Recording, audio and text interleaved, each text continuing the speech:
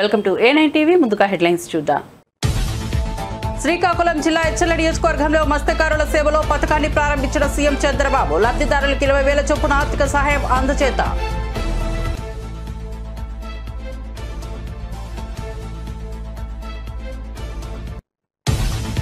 హైదరాబాద్ లో భారత్ సమ్మిట్ లో పాల్గొన్న రాహుల్ గాంధీ స్వాగతం పలికిన రేవంత్ రెడ్డి. హెచ్ఐసిసిలో భారత్ సమ్మిట్ అన్ని వర్గాల ఆకాంక్షలు నెరవేర్చడమే కాంగ్రెస్ లక్ష్యమన్న రేవంత్ రెడ్డి.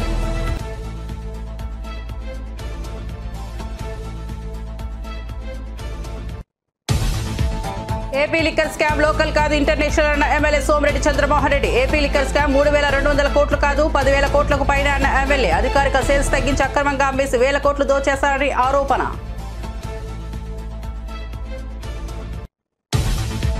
పాక్ వెన్నిలో వణుకు పుట్టేలా చర్యలు ఉంటాయన్న కేంద్ర మంత్రి బండి సంజయ్. పహల్గాం ఘటన ఉగ్రవాదుల రాష్ట్రసత్వానికి పరాకాష్ట అన్న మంత్రి. ఈ ఘటనను ప్రతీకారంగా పాక్ వెన్నిలో వణుకు పుట్టేలా చర్యలు ఉంటాయన్న వ్యాఖ్య. ఈ క్లిష్ట సమయంలో ప్రధాని మోదీ తీసుకునే కఠిన నిర్ణయాలకు అంత అండగా ఉండాలని పిలుపు. ఉగ్రదాడి విషాదకరమన్న షెహబాజ్ షరీఫ్. దాడి తర్వాత పాకిస్తాన్ పై నిందారోపణలు చేస్తున్నారని వ్యాఖ్య. తటస్థ పారదర్శక విచారణకు సిద్ధమని ప్రకటన. చర్చల ద్వారా సమస్యలు పరిష్కరించుకోవాలన్న పాక్ ప్రధాని.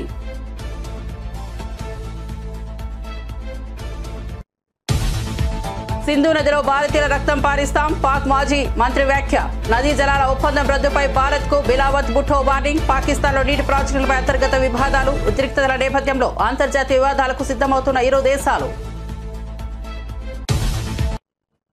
ఇక వార్త వివరాల్లోకి వెళ్తే, భారత్ సమ్మిట్ లో పాల్గొన్న తెలంగాణ సీఎం రేవంత్ రెడ్డి మాట్లాడుతూ ప్రజల ఆకాంక్షలు నెరవేర్చేందుకు అనేక పథకాలను తీసుకొచ్చామని తెలిపారు. రైతులకు సుమారు 20,000 కోట్ల రుణమాఫీ చేశామని, 24 గంటలు ఉచితంగా విద్యుత్ అందిస్తున్నామని చెప్పారు. పైగా మద్దతు ధరతో పాటు క్వింటాలకు 500 రూపాయల బోనస్ ఇస్తున్నట్లు వివరించారు. సమాజంలోని ప్రతి వర్గం కలలను నెరవేర్చడమే తమ కాంగ్రెస్ ప్రభుత్వం మంత్రమని పేర్కొన్నారు. అభివృద్ధి లక్ష్యంగా ముందుకు సాగుతున్నట్లు స్పష్టం చేశారు. And also students were at the forefront of Telangana education, but nothing was done for them, their education or employment opportunities. Many youth pass out from college with a certificate but no skills. For such youth, we started the Young India Skills University. There were no government job recruitment or notifications. When we took charge in the first year, we could fill over 60,000 jobs in government. We now launched Raju Yuva Vikasam to fund startup dreams, covering 5 lakh youth. The Congress party has a history of understanding what people need to different times and make policies to address those needs. Pandit Jawaharlal Nehru, first Prime Minister of India, focused on irrigation and education. Srimati Indira Gandhi focused on removing poverty through programs for roti, kapda or makan. The next 3 Congress Prime Ministers, Mr. Rajiv Gandhi, P.V. Narasimha Rao and Manmohan Singh, focused on modernization, development and global technology revolutions like telecom and software. It is they who made it possible today for India to be 5th largest economy in the world. Our top priority is education, health and employment opportunities. We attended investment summits in Davos, USA, South Korea, Japan and Singapore. We got over 2.5 lakh crores investment to create jobs for youth in private sector. Telangana is a state where women are treated with equality and respect as part of our culture. Our women have led the struggle for separate state as strongly as our men. For my government, women, farmers and youth are most important stakeholders. We have amazing women entrepreneurs in my state. They are organized into self-help groups. It has 67 lakh members. We want to make 10 million women business successes. We want to see them grow into millionaires. We have made these women owners of solar power plants. Srikakulam జిల్లా ఎచ్చల నియోజకవర్గంలో మత్స్యకారుల సంక్షేమానికి పెద్దపీట వేసిన CM Chandrababu మత్స్యకారుల సేవలో అనే ప్రత్యేక పథకాన్ని ప్రారంభించారు. ఈ కార్యక్రమంలో భాగంగా లబ్ధిదారులకు ఒక్కొక్కరికి 20,000 ఆర్థిక సహాయం అందజేశారు. మత్స్యకారుల కష్టాలు తనకు గుర్తున్నాయని, వారి సమస్యలు, ఇబ్బందులు బాగా తెలుసుకున్నారని పేర్కొన్నారు. మత్స్యకారుల జీవితాల్లో వెలుగులు నింపేందుకు ప్రభుత్వం కృషి చేస్తోందని హామీ ఇచ్చారు. వారి ఆర్థిక అభివృద్ధికి మరిన్ని పథకాలు తీసుకొస్తామని తెలిపారు. చేపలు పట్టే ప్రతి ఒక్కరితో మాట్లాడాను. సముద్రం దగ్గరికి వెళ్ళాను. ఎవరైతే సముద్రంలో అప్పుడే చేపలు తీసుకొచ్చారో ఆ చేపలన్నీ చూశాను. అయితే ఇప్పటికే లేట్ అయింది కాబట్టి చాలా చేపలు చనిపోయే పరిస్థితి. అడిగాను, బ్రతికి తీసుకొస్తారా లేకుంటే కొన్ని చనిపోతాయంటే 2 విధాలుగా ఉంటుందని వాళ్ళు చెప్పారు. నాకు ఎక్కడైతే పోలీస్ అయితే స్వాగతం పలికాడు. మొట్టమొదటిసారిగా నేను వస్తానే మీ ఊర్లో స్వాగతం పలికింది పోలీస్ స్వాగతం పలికాడు. పోలీస్ ఎట్లయితే బందోబస్తుగా వస్తారో దానికంటే సమర్థవంతంగా అన్ని నాకు ఎక్స్ప్లెయిన్ చేశాడు, మీ సమస్యలన్నీ. అక్కడి నుంచి నేరుగా మీ కష్టాలన్నీ కూడా విన్నాను. ఆ కష్టాలన్నీ విన్న తర్వాత కొంతమంది ఆడబిడ్డలు ఎండు చేపల్ని ఏ విధంగా తయారు చేస్తారో అది కూడా చూశాను. ఎవరైనా చేపలు ఎక్కువగా వచ్చినప్పుడు అవి మిగిలిపోతే ఆ చేపల్ని ఏ విధంగా ఎండబెట్టాలనో ఎండబెట్టి మళ్లీ ఆ చేపలను నెత్తిన పెట్టుకొని గ్రామం పోయి అమ్ముకొని మళ్లీ ఇక్కడికి వస్తున్నారు. వాళ్ళ కష్టాలు చూశాను. అక్కడి నుంచి నేరుగా బోట్ ఏ విధంగా రిపేర్ చేస్తారో పడవలు అది కూడా చూశాను. ఈరోజు చిన్న స్పేర్ పార్ట్స్ కూడా లేకుండా ఎక్కడికో పోయి శ్రీకాకుళం, విశాఖపట్నం పోయి తెచ్చుకునే పరిస్థితి ఉంది. ఇంకో పక్కనే చేపలన్నీ వచ్చినప్పుడు పట్టుకుని తీసుకుని ఎవరైతే అమ్ముతారో అది కూడా చూశాను. వాళ్ళకు కూడా చాలటువంటి ఈ యొక్క ఐస్ బాక్సులు ఉండడం, దానివల్ల కూడా ఇబ్బందులు. ఇక్కడ చేసిన తర్వాత ఎక్కడ మార్కెట్ లో రేటు బాగుంటే అక్కడ అమ్మే పరిస్థితికి వస్తున్నారు. మీరందరూ కూడా పేదవాళ్ల కష్టాలు చూశాను. మీరు మామూలుగా అయితే బోట్ మీరు తీసుకుని ప్రాణానికి కూడా భయపడకుండా రాత్రి 1 గంటకు బయలుదేరి సముద్రంలోకి వెళ్తున్నారు. ఓసారి సముద్రంలో అల్లకల్లోలాలు వచ్చినప్పుడు గాని, బాగా అలలు పెరిగినప్పుడు గాని, ఒకప్పుడైతే అలర్ట్ సిస్టమ్ కూడా ఉండేది కాదు. ఇప్పుడు కూడా చాలా మంది ప్రాణాలు పోగొట్టుకునే పరిస్థితికి వస్తున్నారు. అయితే ఇక్కడ జరిగేది కొంతమంది బోట్లన్నీ వాళ్లే కొని, మీ దగ్గర పెట్టుబడి లేదు కాబట్టి మీరు పట్టుకొచ్చిన చేపలు వాళ్లే తీసుకుని ఆ చేపల్లో సగం డబ్బులే మీకు ఇచ్చి వాళ్ళు మాత్రం బలిచిపోతున్నారు గాని బాగుపడుతున్నారు గాని మీరు మాత్రం నష్టపోతున్నారు. అది కూడా చూశాను. అక్కడి నుంచి పక్కనే వల రాత్రంతా వెళ్తారు. 1 గంటకో 2 గంటలకో మళ్ళా వస్తారు. అయిన తర్వాత ఆ వలంతా కూడా పోతే దాన్నంతా మళ్ళా. వైసీపీ పాలనలో ఇంటర్నేషనల్ స్థాయిలో లిక్కర్ స్కామ్ జరిగిందని టీడీపీ పొలిట్ బ్యూరో సభ్యులు సర్వేపల్లి ఎమ్మెల్యే సోమిరెడ్డి చంద్రమోహన్ రెడ్డి అమరావతిలోని టీడీపీ కేంద్ర కార్యాలయంలో మీడియాతో మాట్లాడుతూ ఉన్నారు. 1.30 లక్షల కోట్ల విలువైన నగదు లావాదేవీలు జరగడం దేశంలో ఎక్కడైనా చూసామా అని ఆయన ప్రశ్నించారు. అక్రమంగా దోచేయడం కోసమే మద్యం వ్యాపారంలో డిజిటల్ పేమెంట్లను జగన్ సర్కార్ అనుమతించలేదని ఆరోపించారు. నేననేది ఏంటంటే, బహుశా దేశంలో ఏ దేశంలో అయినా 1,30,000 కోట్లు only cash transaction, no digital payment, no cheque payment or PhonePe, only cash. ఆనాడు prime minister Modi garu digital India అని చెప్పి పదే చెప్పాడు, క్యాష్ ట్రాన్సాక్షన్స్ తగ్గించమని. ఈయన క్యాష్ ఆంధ్రప్రదేశ్గా మార్చాడు. ఈరోజు ఎంక్వైరీ జరుగుతుంది. ఆ ఎంక్వైరీలో కూడా అసలు లోతుగా పోవాల్సిన అవసరం ఉంది సిఐడికి.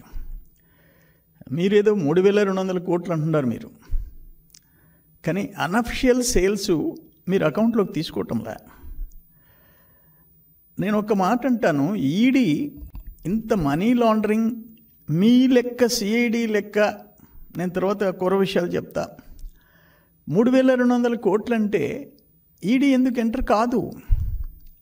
అసలు అప్పుడు కూడా 19 to 14, బిట్వీన్ 19 and 14 ఇన్ని వేల, మోర్ దాన్ 1 lakh crores, 1,30,000 కోట్లు ట్రాన్సాక్షన్. దానికి అసలు అప్పుడు ఎందుకు క్వశ్చన్ చేయలేదు సిబిఐ కానీ ఈడీ కానీ. ఇప్పుడు కూడా సిఐడి ఎంక్వైరీ చేస్తుంది, క్లియర్గా సమాచారం బయటకు వస్తుంది, ఎవిడెన్సు. ఇంకా ఎందుకు ఈడీ ఎంటర్ కాదు? నేనేమంటానంటే, బోఫోర్స్ కుంభకోణం 2089 రాజీవ్ గాంధీని కొంప ముంచేసింది. 60 కోట్లు. బోఫోర్స్ కుంభకోణం ఓన్లీ 60 crores. అయిపోయినాడు రాజీవ్ గాంధీ పాపం. 2014 2G స్కామ్, మన్మోహన్ సింగ్ అయిపోయినారు. ఈ 2 స్కామ్స్తో అసలు నేషనల్ పార్టీ జాతీయ హోదా కోల్పోయే పరిస్థితి కాంగ్రెస్ పార్టీకి వచ్చింది. బట్ అది 60 కోట్లయితే ఒక దేశంలో ప్రధానిని ప్రజలు మట్టుపెడితే ఇదంతా ఆషామాషి కేసా ఇది? ఆషామాషి కేసా ఇది? అంటే ఇప్పుడు నేను ఒక మాట చెప్తున్నాను, మీరు లెక్కలేసినారు. మధ్యలో కరోనా టైంలో 2020 మార్చ్ 23 నుంచి మే 4 ఓపెన్ చేసేసారు. షాప్స్ క్లోజ్ అయింది లెస్ దాన్ 2 months. ఒక మాట నేను అడుగుతుండా, 2018-19లో ఐఎంఎల్ కేసెస్ 3,84,000. మధ్యలో జగన్మోహన్ రెడ్డి టైంలో 1,80,81,87,000. పహల్గాం ఘటనకు ప్రతీకారంగా దాయాది పాకిస్తాన్ వెన్నులో వణుకు పుట్టేలా భారత్ చర్యలు ఉంటాయని కేంద్ర మంత్రి బండి సంజయ్ తెలిపారు. MCHRDAలో నిర్వహించిన రోజ్గార్ మేళాలో ఆయన పాల్గొన్నారు. ఉద్యోగాలకు ఎంపికైన 100 మందికి నియామక పత్రాలు అందజేశారు. ఆ తర్వాత మంత్రి మాట్లాడుతూ పహల్గాం పాశవిక దాడి ఉగ్రవాదుల రాక్షసత్వానికి పరాకాష్ట అని అన్నారు. ఉగ్రవాదాన్ని ప్రోత్సహిస్తున్నట్లు పాక్ రక్షణ మంత్రి అంగీకరించారని గుర్తు చేశారు. కానీ తుపాకీ పట్టినోడు ఆ తుపాకీకే బలవుతాడని అన్నారు. ఈ విపత్కర పరిస్థితుల్లో ప్రధాని నరేంద్ర మోదీ తీసుకునే కఠిన నిర్ణయాలకు అందరూ అండగా నిలవాలని బండి సంజయ్ పిలుపునిచ్చారు. బాధాతత్వ ఉద్యోగాల దేశవ్యాప్తంగా అందరికీ విజ్ఞప్తి చేస్తూ అందరి మైండ్ ఒక బాధాతత్వ ఉద్యోగాల దేశవ్యాప్తంగా ఉంది. చాలా మంది మన పహల్గాంలో జరిగినటువంటి సంఘటన అందరూ తెలిసింది. కానీ దాన్ని దృష్టిలో ఉంచుకొని రోజ్గార్ మేళను వాయిదా వేయాలని చెప్పి ఆలోచన మోడీ అట్లేదు. ఇది కూడా దేశ అభివృద్ధిలో ఒక భాగస్వామి. మీ అందరికి జాబ్స్ ఇవ్వడం కూడా, మీ అందరికి జాబ్ చేయడం కూడా ఒక మంచి ఆలోచన. కాబట్టి ఈరోజు ఎలాంటి ఆడంబరాలు లేకుండా మనం సీదా సాఫ్గా ఈ కార్యక్రమం చేస్తాం. చాలా మంది తుపాకీ ద్వారా ఏదో సాధించాలని చెప్పి తుపాకీ చేతబట్టిన వారందరూ కూడా ఆ తుపాకీకే బలైపోయిన విషయాన్ని మనం గుర్తించుకోవాల్సిన అవసరం. వాళ్ళ అమాయక ప్రజలను ఏ సంబంధించిన వ్యక్తుల మీద హత్య చేయడము ఇతర దుర్మార్గం కూడా కాదు. ఈ దేశము అన్ని రంగాల్లో అభివృద్ధి చెందుతున్న సందర్భంలో ఓరులేని పాకిస్తాన్ వంటి దేశం ఈరోజు భారతదేశం మీద ఏ విధంగా పగబట్టిందో మనం చూస్తున్నాం. వాళ్ళ రాక్షసత్వానికి పరాకాష్ట మొన్న జరిగిన సంఘటన. ఇలా పాకిస్తాన్ లో ఇప్పటికీ తిండి లేదు. తిండి లేక ప్రజలు అల్లాడుతున్నారు. వాళ్ళు బిచ్చమెత్తుకునే పరిస్థితి వాళ్ళ పాకిస్తాన్ లో ఉంది. అయినప్పుడు కూడా వాళ్ళ బుద్ధి మారేటువంటి ప్రయత్నం చేస్తున్నారు. వాళ్ళ సాక్షాత్తు పాకిస్తాన్ రక్షణ మంత్రి 30 సంవత్సరాల నుంచి ఉగ్రవాదాన్ని పెంచి పోషిస్తున్నాం, దీనివల్ల నష్టపోయినామని చెప్పి గుర్తించినప్పుడు కూడా ఇంకా ఇండియా మీద పగబట్టి ఈ దేశంలో అంతర్గత శాంతి భద్రత సృష్టించే ప్రయత్నం వాళ్ళ పాకిస్తాన్ చేస్తున్న విషయాన్ని మనం గుర్తుంచుకోవాలి. ఇటువంటి పరిస్థితుల్లో కేంద్రంలోనే నిలబడే ప్రభుత్వం తప్పకుండా పాకిస్తాన్ వెన్నులో వణుకు పుట్టే విధంగా గుణపాఠం తప్పదు. దీన్ని పాకిస్తాన్ భరించాల్సిందే. రాబోయే రోజుల్లో ఇటువంటి సంఘటనలను ఏ విధంగా మనం ఉపేక్షించరాదు.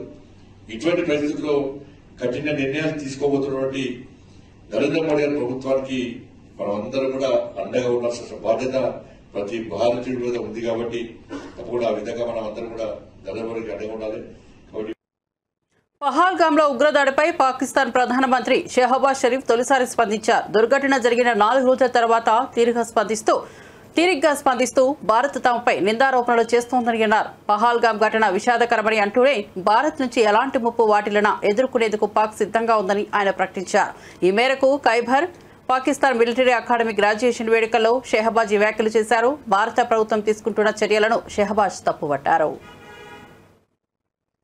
The vital national interests of Pakistan are lifeline, and for our 240 million people, let there be no doubt at all. its availability would be safeguarded at all cost and under all circumstances, inshallah.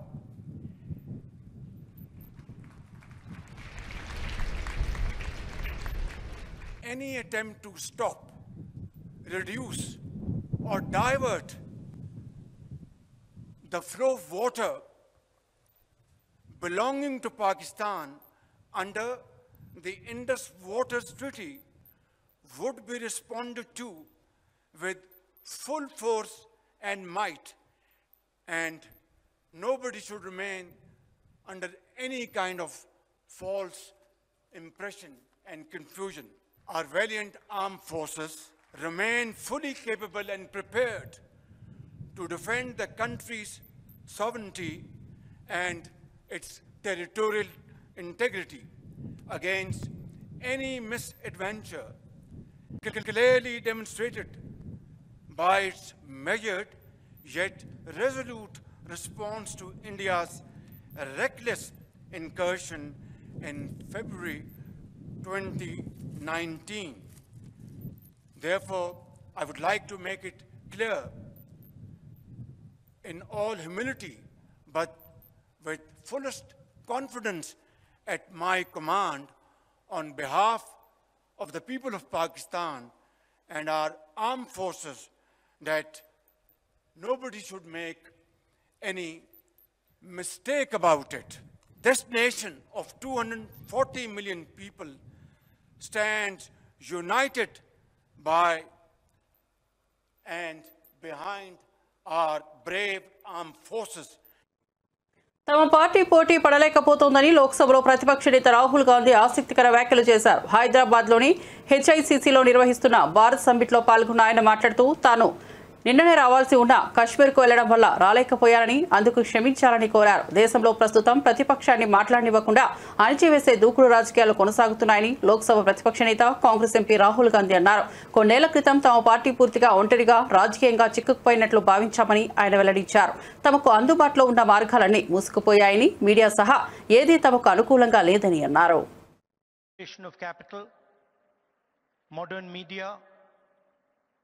Modern social media. And so in a sense, the old politician is dead and a new politician, a new type of politician has to be constructed. And that really is the challenge in front of all of us. What does this new politics look like? What are the ideas that emerge from this new politics? I'm sure you've had a deep discussion about policies, about how we should think about education, how we should think about regaining the democratic space, how we should think about care. And each one of us has a particular view on that. So I'm not going to delve too much into the policy positions. I'm going to talk about what I think is the correct lens with which to approach our politics. Some years ago, we in the Congress party felt completely trapped in this new politics, aggressive politics, a politics where the opposition is not talked to, but the idea is to crush the opposition. And we found that all our avenues were compromised. The media, the general atmosphere did not allow us to operate the way we would like. And so we reached back into our history and we decided to walk from Kanyakumari, which is one of the southernmost parts of our country, all the way to Kashmir, where I was yesterday. And I ఉగ్రవాదాన్ని ప్రోత్సహిస్తూ భారత్లో దాడులకు ప్రేరేపిస్తున్న పాకిస్తాన్కు చుక్క నీరు కూడా వదలబోమని కేంద్ర హోంమంత్రి అమిత్ షా సహా పలువురు నేతలు ప్రకటించిన విషయం తెలిసిందే. ఇందులో భాగంగా సింధు నది జలాల ఒప్పందాన్ని రద్దు చేసుకుంటున్నట్లు పాకిస్తాన్ ప్రభుత్వానికి కేంద్రం సమాచారం అందించింది. ఈ మేరకు లేఖ రాసింది. ఈ పరిణామంతో పాకిస్తాన్లో ఆందోళనలు వ్యక్తమవుతున్నాయి. జీవాధారంగా ఉన్న సింధు నదిలో నీటిని ఆపేస్తే పాకిస్తాన్ ఎడారిగా మారుతుంది. ఈ క్రమంలోనే అక్కడి నేతలు ఆగ్రహంగా స్పందిస్తున్నారు. పాకిస్తాన్ విదేశాంగ శాఖ మాజీ మంత్రి బిలావల్ భుట్టో జర్దారి తీవ్రంగా స్పందించారు. సింధు నది ఒడ్డున సుఖూర్తో మాట్లాడుతూ సింధు నది పాకిస్తాన్దేనని గతంలో భారత్ అంగీకరించింది. ఇప్పుడు ఏకపక్షంగా ఒప్పందాన్ని రద్దు చేశారు. సింధు నది మాది, మాకే సొంతం. ఈ నదిలో నీరు ప్రవహిస్తోంది, లేదంటే వారి రక్తమైనా ప్రవహిస్తుందంటూ తీవ్ర పదజాలంతో హెచ్చరించారు.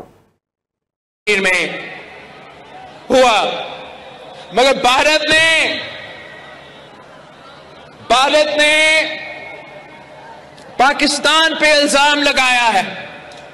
भारत ने अपना कमजोरियां छुपाने के लिए, अपने अवाम को बेवकूफ बनाने के लिए मोदी ने पाकिस्तान को झूठे इल्जामात पाकिस्तान पे लगाए हैं कि ये इस दहशतगर्दी के वाकया के पीछे है और इसकी वजह से इन्होंने ऐलान किया है कि ये इनका एकतरफा फैसला है कि जो इंडस वाटर ट्रीटी है, जो मुआहिदा हुआ पाकिस्तान और भारत के दरमियान, जिसके तहत भारत ये मान चुका कि सिंधु आपका है, सिंधु पाकिस्तान का है।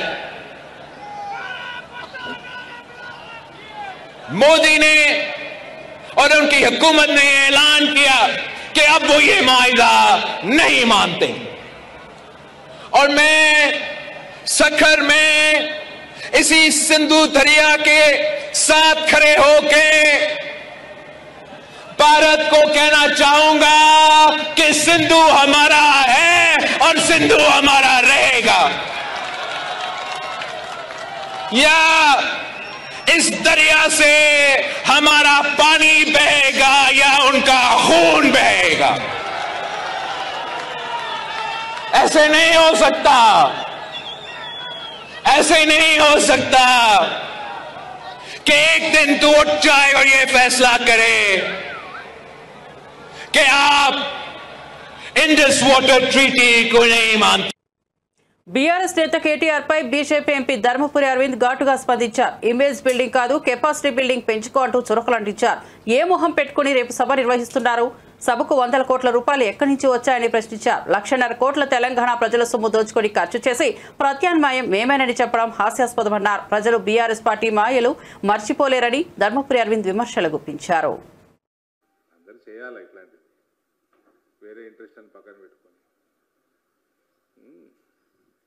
సో మీ ద్వారా కూడా ప్రజలకు తెలిసింది, కానీ కొన్ని విషయాలు తెలియనివి కూడా ఉంటాయి ఇందులో. సో అవన్నీ ఒకసారి మీ ముందర పెట్టడం, ఒక పార్లమెంట్ సభ్యుడిగా, ఒక బీజేపీ కార్యకర్తగా నా కర్తవ్యం. అది క్యారీ చేయాలా లేదో మీ కర్తవ్యం, మీరు ఆలోచన చేసుకోండి.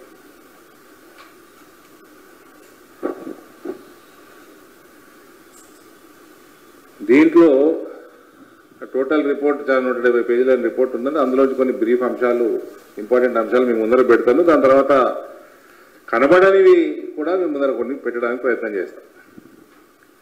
సో బేసికల్గా ఈ గత ప్రభుత్వం చేపట్టిన ఓవరాల్ కాళేశ్వరం ప్రాజెక్టు, అందులో మేడిగడ్డ చేయమని అనుకోకండి, వాళ్ళు రాసి ఉంటారు.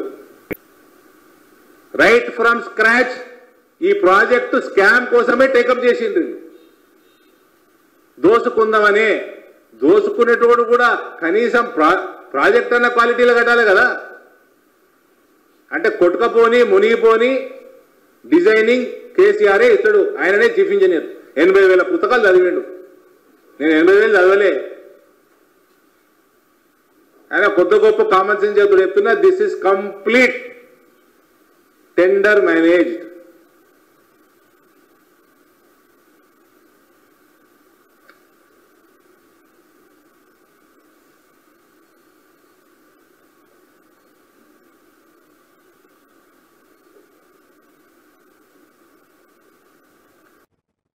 బీఆర్ఎస్ ఎమ్మెల్సీ కల్వకుంట్ల కవితపై TPCC chief Mahesh Kumar Goud counter ఇచ్చారు. నిజంగా కవితకు చిత్తశుద్ధి ఉంటే ముందు తన లిక్కర్ వ్యాపార లెక్కలు బయట పెట్టాలని డిమాండ్ చేశారు. లిక్కర్ వ్యాపారం చేసి తాన్నే రౌడీగా ప్రకటించుకున్న కవితకు దేశం కోసం అహర్నిశలు పనిచేస్తున్న రాహుల్ గాంధీ గురించి మాట్లాడే అర్హత లేదన్నారు. ప్రజలు నిజాన్ని తెలుసుకుని ఆమెను విస్మరిస్తారని మహేష్ కుమార్ గౌడ్ హెచ్చరించారు. ఫస్ట్ కవిత గారు చెప్పాల్సింది వాళ్ళ నాయనగారు వాళ్ళ అన్నగారు ఈ 10,000 ఎకరాలు హైదరాబాద్ చుట్టుపక్కల అమ్మేశారు కదా, అప్పనంగా ప్రైవేట్ కంపెనీలకు అమ్మినారు. అమ్మిన లెక్కలు ఫస్ట్ తీయాలడ. నిజంగా వాడికి చిత్తశుద్ధి ఉండి ఆ లెక్కలన్నీ తీస్తే బాగుంటుంది. తర్వాత లిక్కర్లో వ్యాపారం చేసి తనకు తన యొక్క మెగా రౌడీ అని చెప్పుకున్నటువంటి కవిత గారికి దేశం కోసం హార్నిశలు శ్రమిస్తున్న రాహుల్ గాంధీ గారి గురించి మాట్లాడితే ప్రజలు హర్షిస్తారని నేను అనుకోవట్లేదు. ఏపీ కూటమి ప్రభుత్వం స్కీములు కాకుండా స్కామ్లకే పెట్టిందని వైఎస్ఆర్సీపీ అధికార ప్రతినిధి పుత్తా శివశంకర్ రెడ్డి ఆరోపించారు. 1 కంటే తక్కువ ధరకే భూములను కారు చౌకగా అమ్ముకుంటూ దోపిడీ చేస్తున్నారని విమర్శించారు. గతంలో ఐటీ పేరుతో అనుచరులకు భూములు కట్టబెట్టిన చంద్రబాబు నేడు ఏఐ పేరుతో అదే పని చేస్తున్నారని చెప్పారు. ఊరు పేరు లేని ఉర్సా కంపెనీకి 3,000 కోట్ల విలువైన భూములు కేటాయించడం దీనికి స్పష్టమైన ఉదాహరణ అని తీవ్ర వ్యాఖ్యలు చేశారు. కారు చౌకగా కనీసము టీ రేటు కంటే తక్కువ ధరలకే ఇచ్చి అడ్డగోలుగా భూముల యొక్క దోపిడీ అనేటువంటిది కొనసాగుతూ ఉంది. మామూలుగా మనము కొత్తగా ప్రభుత్వం ఏర్పడిన తర్వాత చంద్రబాబు నాయుడు గారు వచ్చి ఆర్టిఫిషియల్ ఇంటెలిజెన్స్ ఏఐ అన్నారు. అప్పుడే మాకు అర్థమైంది ఏంటంటే గతంలో కూడా ఐటీ అనేది చెప్పి నేదురుమల జనార్దన్ రెడ్డి గారు ఏదైతే ఆల్రెడీ కాంగ్రెస్ హయాంలో సైబర్ టవర్స్ అనేటువంటి దగ్గర ఐటీ అది చేసి పనులు జరుగుతున్నా కార్యకలాపాలు జరుగుతున్నా కూడా అక్కడికి మళ్ళీ కొబ్బరికాయ కొట్టి ఆ చుట్టుపక్కలంతా కూడాను భూములని రియల్ ఎస్టేట్ వ్యాపారానికి తన అనుచరులకి సహచరులకి ఇచ్చి ఆ యొక్క బిల్డింగ్ నిర్మాణాలకు కూడాను తన అనుంగులకి ఇచ్చి ఏ విధంగా చంద్రబాబు నాయుడు గారు చేశారనేటువంటిది అర్థమవుతుంది. తర్వాత కొత్త రాష్ట్రం ఏర్పడిన తర్వాత 2014లో అమరావతి అన్నారు. ఆహా ఏదో అమరావతి కడతాళ్ల బిల్డింగ్ అనేటువంటిది ప్రజలు కూడా ఆశించారు, ఎదురు చూశారు. కానీ అక్కడ జరిగింది ఏంటంటే అమరావతిలో కేవలము G+1 5 బిల్డింగులు కట్టి తద్వారా అది కూడాను విపరీతమైనటువంటి రేట్లు వాళ్ళ అనుంగులకి ఇచ్చి వారి ద్వారా హైదరాబాదులో ఒక బిల్డింగు, అదేవిధంగా మంగళగిరిలో ఇవన్నీ కూడా పార్టీ కార్యక్రమాలన్నీ కూడా వాళ్ళ చేత ఎలా కట్టించుకున్నారో ఏంటి అనేటువంటిది మనకి ఇంకొక ఉదాహరణ. అదేవిధంగా ఈరోజు ఏఐ అన్నప్పుడే ఇంకా టెక్నాలజీ కంపెనీల పేరుతో తన అనుచరులకు ఏ విధంగా భూములు దోపిడీ చేస్తున్నాడు అనేటువంటి వాటికి ఒక చక్కటి ఉదాహరణ ఈ ఉర్సా అనేటువంటి కంపెనీకి, ఊరు పేరు లేనటువంటి డొల్ల కంపెనీకి 3,000 కోట్ల రూపాయల భూమిని ఎటువంటి అర్హత లేని చిన్న అప్పటికప్పుడు క్రియేట్ చేసిన కంపెనీకి కేటాయించడం చూస్తే ఏ విధంగా అవినీతి విలయతాండవం చేస్తుంది అనేటువంటిది కళ్ళెదుట కనిపిస్తూ ఉంది. ఇది ఒక ఉదాహరణే.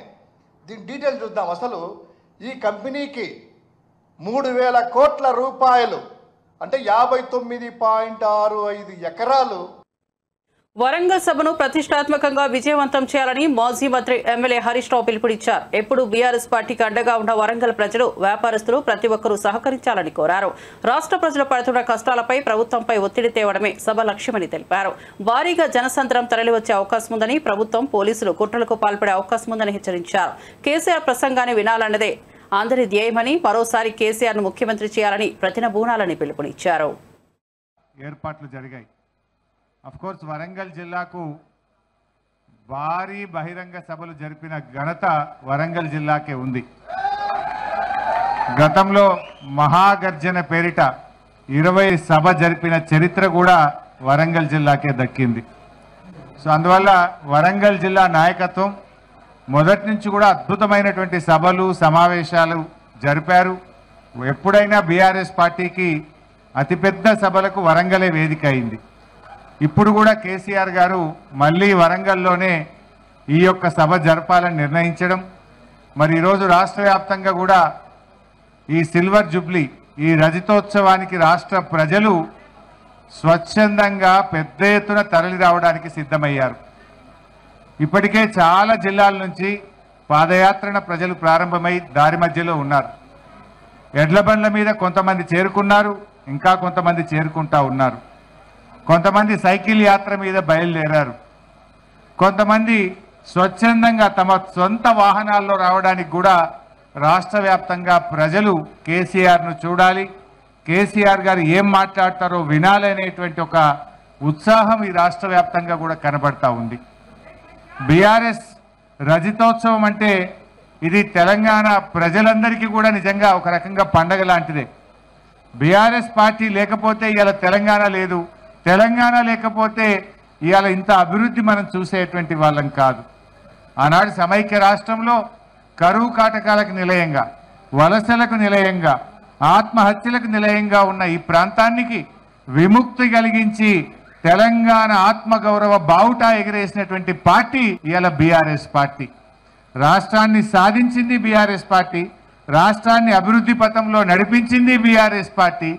ఇవాళ ప్రతిపక్షంలో కూడా కాంగ్రెస్ ప్రభుత్వం మెడలు వంచి ప్రజల పక్షాన నిలిచింది కూడా బీఆర్ఎస్. మరిన్ని అప్డేట్స్ కోసం చూస్తూనే ఉండండి A9 TV.